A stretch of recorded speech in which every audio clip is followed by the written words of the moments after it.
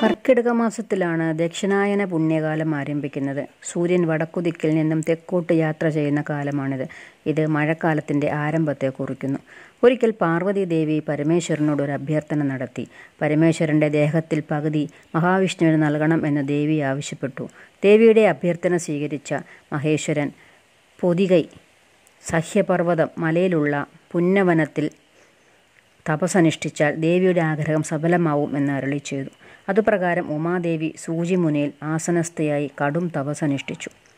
ദേവിയുടെ തപസ്സിൽ സംപ്രീതനായ മഹേശ്വരൻ കർക്കിടക മാസത്തിലെ പൗർണമി നാളിൽ ഉത്രാട നക്ഷത്രത്തിൽ പാർവതി ദേവിക്ക് ഇവിടെ ശങ്കരനാരായണനായി ദർശനം നൽകി എന്നാണ് ഐതിഹ്യം.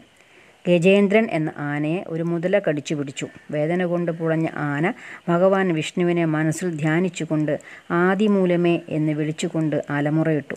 അതിൻ്റെ കരച്ചിൽ കേട്ട ഭഗവാൻ ആ ക്ഷണം തൻ്റെ ചക്രായുധം തൊടുത്തുവിട്ട് മുതലയെ കൊന്ന് ഗജേന്ദ്രനെ രക്ഷിച്ച സംഭവം കർക്കിടകത്തിലാണ് നടന്നത്.